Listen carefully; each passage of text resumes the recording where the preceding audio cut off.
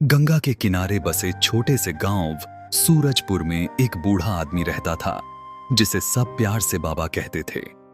बाबा का असली नाम था रामदास, पर गांव वाले उनकी सादगी और नेकदिली के कारण उन्हें बाबा ही पुकारते।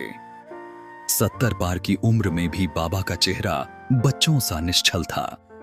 उनकी छोटी सी झोपड़ी गंगा के किनारे बनी थी, जहां वो दिन भर मछुआरों की मदद करते, बच्चों को कहानियां सुनाते और गांव के मंदिर में घंटियां बजाते। उनकी सादगी ऐसी थी कि कोई अजनबी भी उनके पास बैठकर सुकून पा लेता। लेकिन बाबा की पहुंच जो दिखती नहीं थी, वो गांव से लेकर शहर तक थी। बाबा का एक बेटा था, अर्जुन, जो दिल्ली में एक बड़ा अफसर था। अर्जुन ने अपने पिता की सादगी को कभी नहीं छोड़ा, पर उसकी दुनिया बाबा की दुनिया से बहुत अलग थी। बाबा को अपने बेटे पर गर्व था, पर वो कभी उसकी ताकत का इस्तेमाल नहीं करते थे। गांव में लोग कहते, बाबा, तुम्हारा बेटा तो बड़द्धा आदमी है, फिर तुम ये झोपड़ी में क्यों रहते हो? बाबा हंसकर कहते, सुख तो मन में है बेटा, ईंट पत्थर की हवेली में क्या रखा है। एक दिन गांव में मेला लगा। मेला गंगा किनारे का वार्षिक उत्सव था, जिसमें दूर दूर से लोग आते। बाबा हर साल की तरह मेले में बच्चों को मिठाइयां बांट रहे थे। तभी कुछ पुलिस वाले वहां तैनात हुए। उनमें से एक, इंस्पेक्टर रमेश, नया नया गांव में आया था। रमेश को अपनी वर्दी का घमंड था। उसने देखा कि बाबा की वजह से भीड़ जमा हो रही थी। उसने बिना सोचे समझे बाबा को जोर से डांटा, ए बूढ़े, यहां से हट, मिठाई बांटकर भीड़ इकट्ठा कर रहा है, कोई हादसा हो गया तो जिम्मेदार कौन होगा? बाबा ने शांत स्वर में कहा, बेटा, मैं तो बस बच्चों को खुश कर रहा हूं। लेकिन रमेश का गुस्सा और भड़क गया।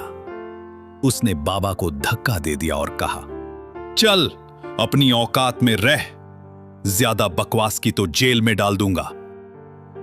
मेले में मौजूद लोग स्तब्ध रह गए। बाबा की आंखों में दर्द तो था, पर वो चुप रहे।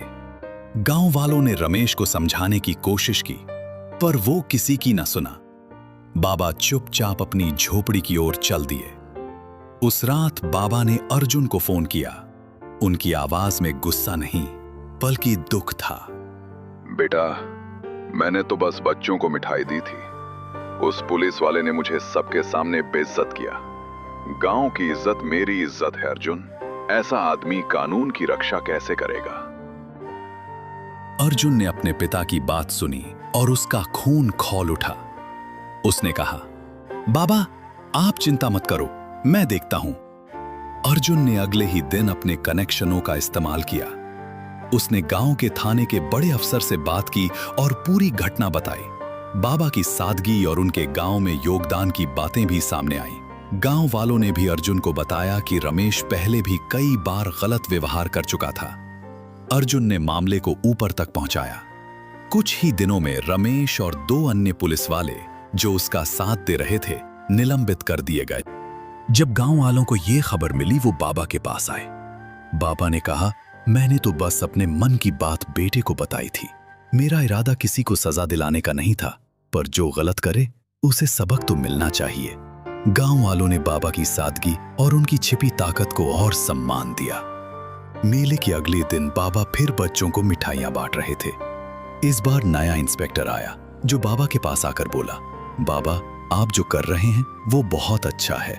मेले में कोई दिक्कत हो तो मुझे बताइए। बाबा मुस्कुराए और बोले, बेटा, बस बच्चों की हंसी और गांव की शांति बनी रहे, यही काफी है। इस तरह बाबा की सादगी और उनके बेटे की ताकत ने न सिर्फ गांव की इज्जत बचाई, बल्कि ये भी दिखाया कि सच्चाई और नेकी की ताकत किसी भी वर्दी से बड़ी होती है।